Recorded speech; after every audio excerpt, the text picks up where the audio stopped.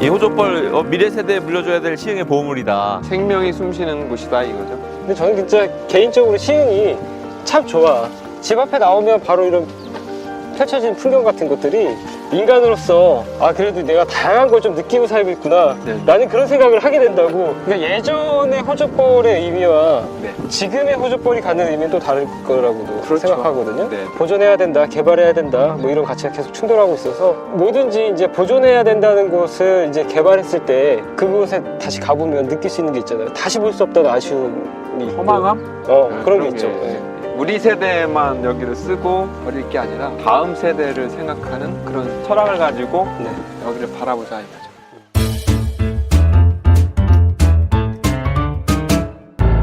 시흥을 대표하는 유튜브 채널 시흥TV에 오신 시흥 시민 여러분을 환영합니다. 저는 호족벌을 엄청 사랑하는 심우일입니다. 우동환 기자입니다.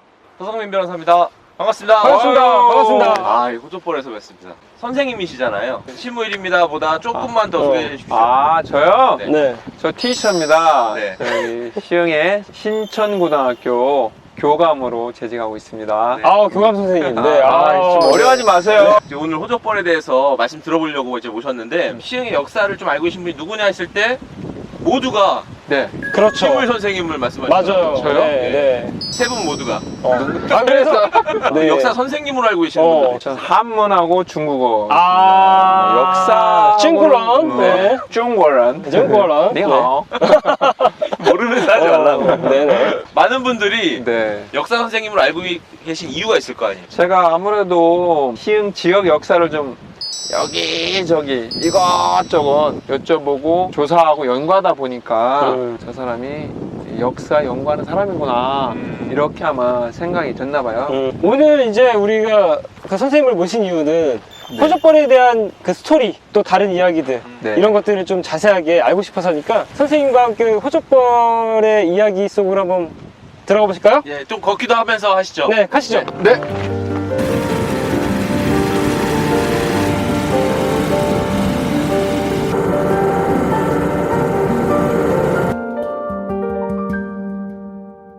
이 호족벌이 왜 호족벌인지. 조선시대에 왜 이조, 네.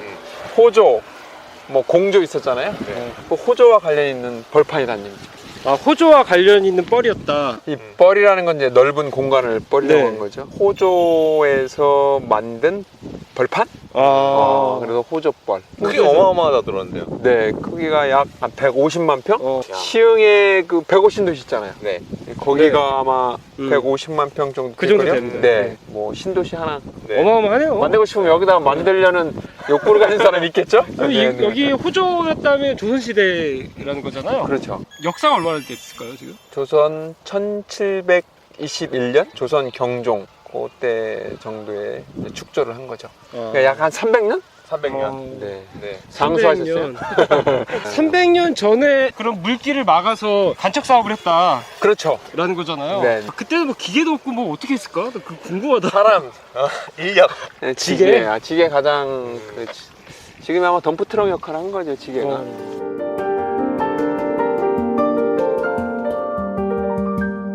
만들어진 배경이 있을 거 아니에요. 왜 그냥 여길 뭐 간척하자 이런 건 아니었을 거고. 1700년대 초에 전에 이제 그 임진왜란 병자호란이 생기고 그러면서 이제 피폐해졌죠. 그리고 전쟁이 일어나면 농사짓기도 힘들고. 그 다음에 그때 기후 변화가 아주 심했답니다.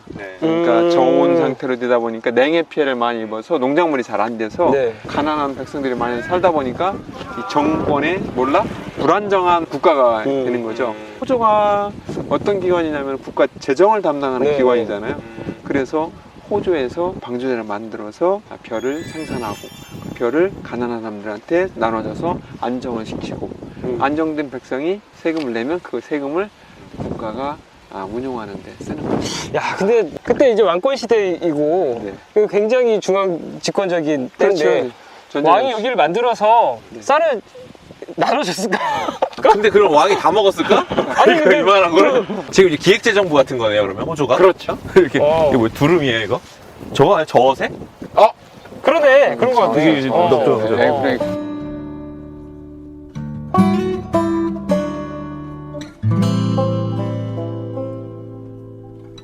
바닷물이랑 붙어 있잖아요. 네. 뭐 일반 농사 짓는 거랑 좀 다를 것 같은데. 바다를 막아서 하다 보니까 사람이 수문을 닫았다 이제 열었다 하는데 그러니까 한 번 네. 실수하면 치명적이라는 거잖아요. 그렇죠. 그래가지고 농사를 다 망치게 되는 거죠.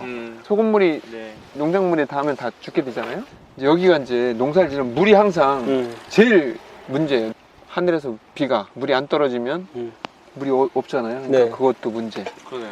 비가 너무 많이 떨어져서 홍수가 나도 문제. 그럼 비가 많이 떨어져서 홍수가 나면 바닷물이랑 섞일 수도 있고. 그렇죠. 그런가요? 아이고 똑똑하시네. 그러면 막 없어가지고 물이 없으면 어떻게 해요, 그러면? 그러니까 그게 이제 가장 문제죠. 그래서 제가 지금부터 옛날 방식을 알려드릴까요? 네. 비가 많이 와서 물이 물왕저씨 쪽에서 막 네. 이제 막 내려와요. 이 보통처럼 따라서. 근데 이제 바닷물은 만조 때가 있어. 만조 때는 밀고 들어올 거 아니에요. 그렇죠. 바다에서는 밀고 들어오고 상류에서는 홍수가 나서 밀고 나가고. 예. 그러다 보면 이 상류에서 내려가는 민물이 바다로 못 들어갈 거 아니에요. 그럼 어딘가에 머물러야 되는데 머무를 곳이 어디예요? 평지인 네. 이 호접벌이 되겠죠. 바닷물과 민물이 섞여가지고 이제 진퇴양난이네. 네. 여기가 그러면 물을 가두는 딱 그 역할이 돼버리네요. 그렇죠. 그래도 여기가 다 침수가 되는 거죠. 그러면 이제 짠물에 의한 피해가 어마어마하게 보는 거죠. 그게 가장 골칫거리예요. 뭐 호접벌 같은 이런 게 구휼과 세수 확보를 위해서 만든 이런 비슷한 유형의 장소가 다른 지역에도 있을까요? 있죠. 그 1700년 강화도에 간척 사업이 많이 벌어져요. 강화도는 지금 섬이 큰 섬 하나 있고 그다음 성모도 있잖아요. 예, 예. 그런 간척으로 섬끼리 연결해서 4개의 섬이 연결되는 게 지금 강화도의 모습이래요. 호접벌을 만든 그 호접 방죽을 만든 사람이 누냐면 조선시대 그 인현왕후, 그러니까 숙종의 왕비죠. 그 인현왕후의 오빠가 민진원이에요. 영미 씨.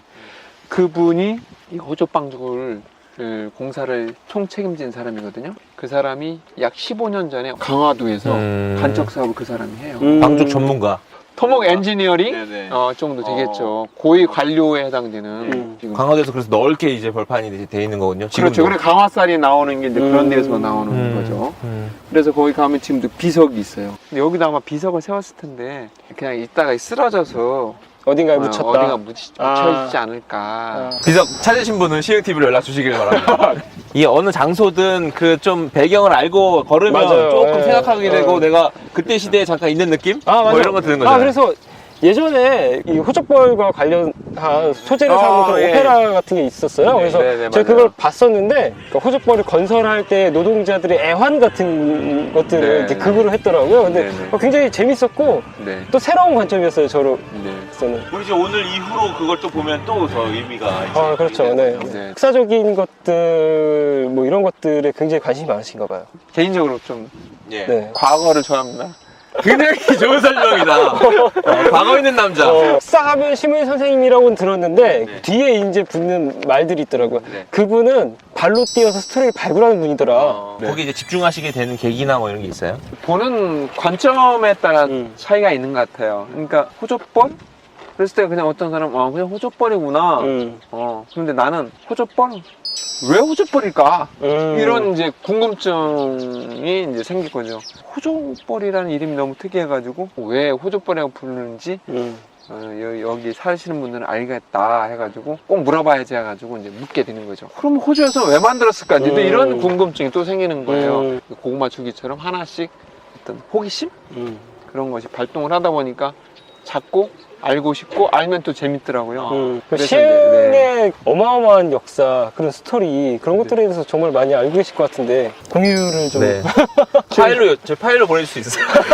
그런 걸 어떻게 축적하고 다 기록하고 계신 거예요? 일단은 녹음을 이렇게 하잖아요. 네. 어르신들 녹음 녹음 파일을 파일. 갖고 있는 거죠. 가면 어르신 여기 호접벌에 대해서 얘기 좀 해주세요. 그러면 말씀 잘 해주세요. 막걸리라도 한 잔 이렇게 따라주면서. 여러 가지 애환이 있죠. 슬픔과 기쁨. 제일 먼저 묻는 게 뭐 하는 사람이냐를 많이 물어요. 그냥 관심 있어서 호접벌 지명 유래 이런 걸 알고 싶다 그러면 빨리 가 바쁜데 뭐 이런 사람이 있고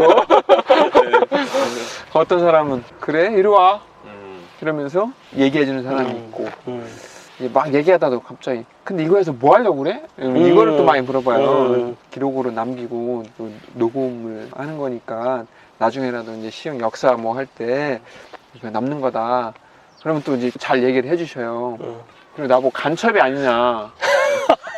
아, 녹음기 들고. 그러니까 등산복 입고 가셨죠. 앞으로도 그럼 계속 이제 시흥에 대해서 이 역사적인 사료나 이런 건 계속 찾으면서 연구하실 예정이신 거죠? 아, 그렇죠. 제가 찾는 범위 내에서는 열심히 찾고 있는 거지, 계속. 내가 진짜 시흥에서 잘 몰랐던 거, 네. 나로 인해서 이거 딱 발굴됐다. 네. 뭐 이런 것들 있을까요? 호주벌이죠. 호주벌. 그래요? 호주벌을 처음 알리신 게 선생님이세요? 그거 몰랐어요? 그걸 알고 섭외한 건 아닌데 저희가 진짜로. 아, 진짜요? 네. 저예요.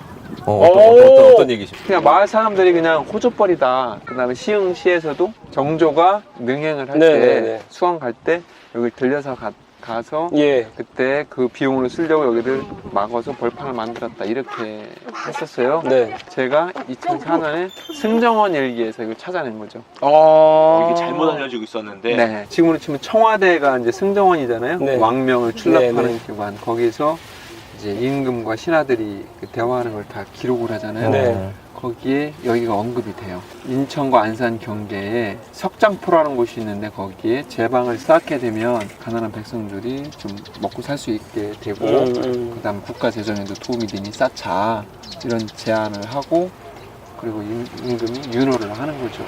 이게 임금하고 관계된 거예요, 여기는. 그러니까 물 관리에 문제가 네. 있었다고 그랬죠.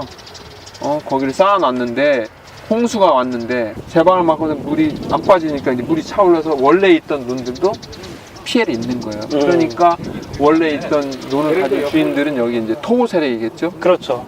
그 사람들이 민원을 넣는 거죠. 상소를 해가지고 그 제방 없애버려라. 그것 때문에 손해가 이만저만 아니다. 염의 피해를 입어서 그런 일들이 벌어집니다.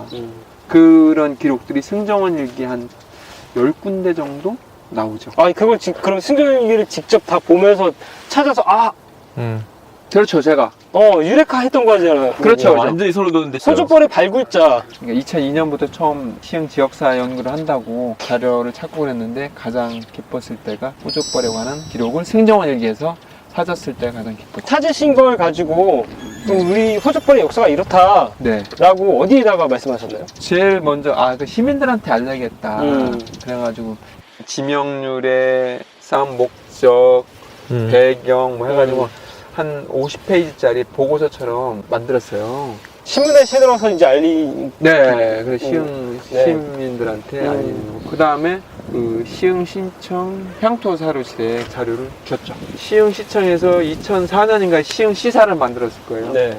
그때 시사 만들 때 아마 이게 기본 제공이 되어서 아마 이제 야, 맞지 않았을까 생각이 들어요. 감격이 확 밀려옵니다. 우리 선생님이 그래요. 없었으면 네. 우리 호주벌의 그 왜곡된 역사를 여기 어떻게 됐을까요, 그러면? 없었으면. 계속 뭐 정조 때 뭐 이런 네, 얘기하고 그렇죠, 있었겠죠? 그렇죠. 존경합니다. 아이 별 말씀을 네. 그냥 열심히 잠을 안 자고 찾은 거. 진짜 신기하다.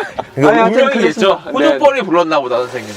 뭐 그랬는지 여튼 그런 호족벌에 대한 애착이 남다릅니다. 이런 어떤 역사적 가치나 이런 생태 가치를 가짐에도 불구하고 이게 추후에 뭐 지금이 아니더라도 나중에 또 개발돼서 없어질 수도 있고 뭐 그렇잖아요. 그렇죠. 예. 그때 어떻게든 지켜졌다는 게 있는 거고 근데 앞으로도 이걸 보존하기 위해서 노력을 해야 되는 건데 어떻게 좀 갖고 가는 게 맞을 것 같으세요? 제가 갖고 있는 이제 철학이 하늘과 인간, 천과 인은 합일 하나다. 네. 만물 일체는 나 인간과 만물은 일체다. 그래서 이 호접벌을 바라보는 관점도 우리 인간과 분리시켜 놓지 않고 하나라고 보고서 좀 가면 좋겠다. 시흥 같은 경우에 지금 자연 환경이 대부분이었다가 계속 이제 문명의 세계로 자꾸 내어준다고 할까? 그런 상황이다 보니까 결국 인간이 제대로 살려면 문명과 자연이 조화가 돼야 되는데 결국 호접벌이 시흥 지역의 어떤 공간에서 볼 때는 쉼을 줄 수 있는 공간 아니냐. 그래서 저는 호접벌의 가치는 갈수록 더 시흥에서 높아질 거고 그리고 이 호접벌에 대한 우리가 갖고 있는 그 철학도 쉼과 여유, 삶의 어떤 본질적인 모습을 좀 주는 그런 공간으로 우리 좀 가졌으면 좋겠다. 그런 생각을 공유하게 되면 더욱더 이 호접벌이 오래도록 장수하지 않을까 생각이 드네요. 네. 장수하길 바라요, 호접벌. 자, 오늘 사실 우동환 기자님도 그렇고 저도 그렇고 이 호족벌을 사랑하니까 사실 이 자리가 마련된 거잖아요. 오늘 말씀 들어보니까 또 새로운 것도 알고 프로도 우리가 시민 여러분하고 같이 네. 이 호족벌 같이 사랑하고 보존하면서 같이 잘 좀 쉼터로서 간직하고 이랬으면 좋겠다 네. 하는 시간 가졌습니다. 네. 오늘 좋은 말씀 해주셔서 감사합니다. 아, 오늘 여기저기 걸으면서 네. 또 옛날 생각도 이렇게 다 하면서 또 시민 여러분한테 호족벌 얘기를 해드린다고 하니까 감개가 무량합니다. 네. 눈물이 막 감격의 눈물이. 네. 항상 호족벌 관심 가져주고 그리고 사랑해 주시면 고맙겠습니다. 호족벌 사랑해요.